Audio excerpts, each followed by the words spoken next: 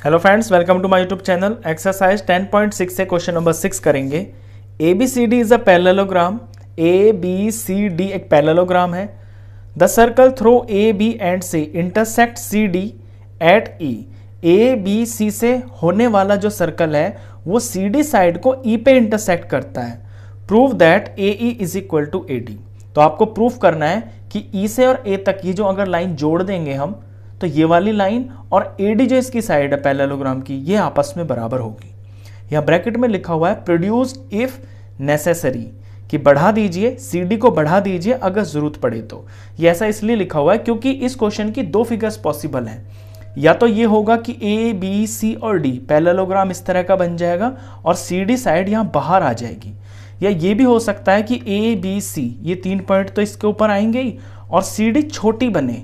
जब छोटी बनेगी, पैरेललोग्राम छोटा बनेगा, तो सी डी साइड अंदर ही रह जाएगी।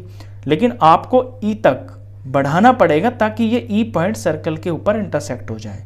तो ये फिगर भी पॉसिबल है, ये फिगर भी पॉसिबल है। मैं इस फिगर से क्वेश्चन को करूंगा। तो क्वेश्चन करने के लिए हमें फिगर के अंदर कुछ एंगल्स की नेमिंग करनी होगी। मैंने ऑलरेडी कर रखी है। ये एंगल 1, 2, 3, 4, 5 और 6। अब क्वेश्चन की शुरुआत करते हैं। फिगर में ए बी सी ई को देखिए।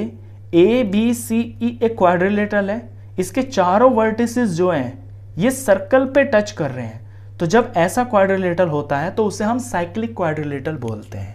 तो यही लिखेंगे पहले हम प्रूफ में कि यहां पे ए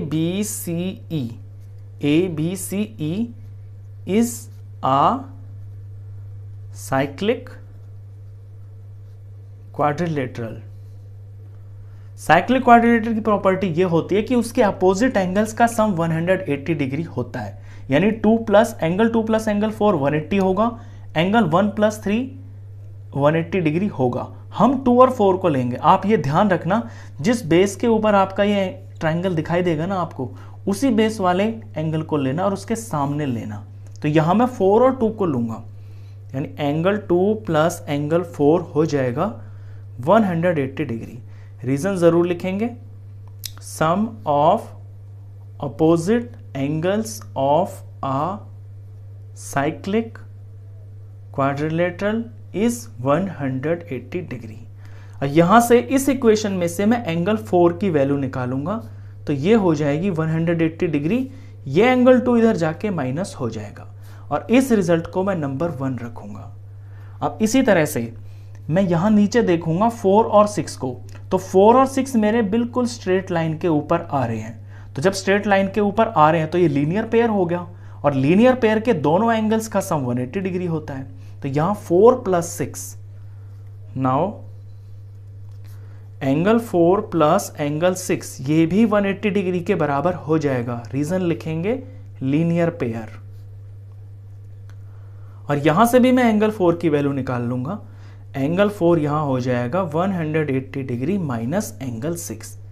ये 6 लेना है क्योंकि यहां 6 है ना, ये इधर चला जाएगा। 180 डिग्री माइनस एंगल 6, ये रिजल्ट नंबर 2। 1 और 2 को ध्यान से देखिए। एंगल 4 180 माइनस एंगल 2 भी है और एंगल 4 180 डिग्री माइनस एंगल 6 भी है। लेफ्ट साइड बराबर है तो यानी राइट साइड भी बराबर होगी। तो फ्रॉम 1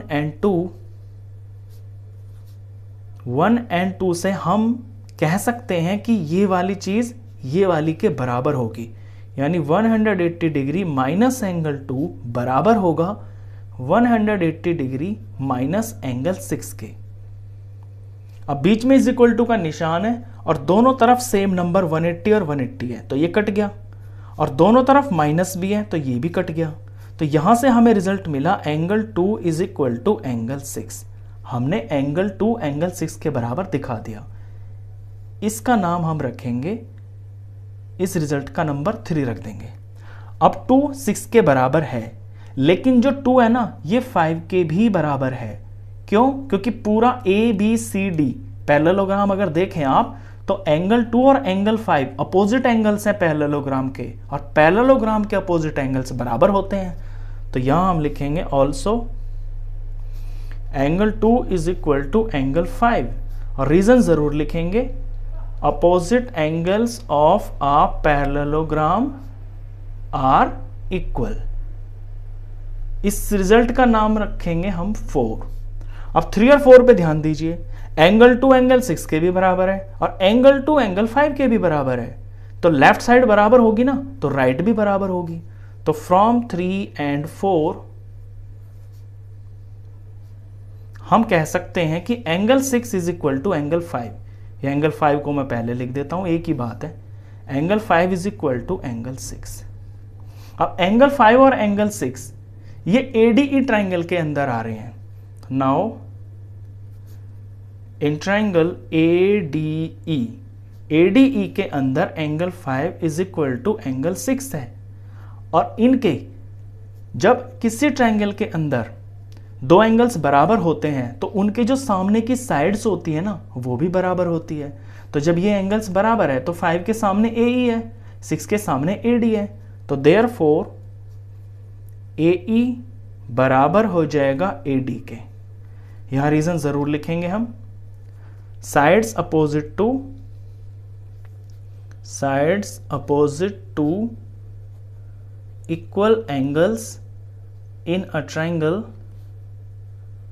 आर इक्वल। किसी भी ट्राइंगल में अगर दो एंगल्स इक्वल है तो उनके सामने की साइड्स भी बराबर होंगी। हमें यही प्रूफ करना था कि AE बराबर AD, ये हमने प्रूफ कर दिया। हैंस प्रूव्ड, क्वेश्चन खत्म। तो इस वीडियो में बस इतना ही। नेक्स्ट क्वेश्चंस के लिए मिलते हैं फिर नेक्स्ट वीडियो में, तब तक के लिए गुड बाय। ये एंगल 6 है, ध्यान रखना आप।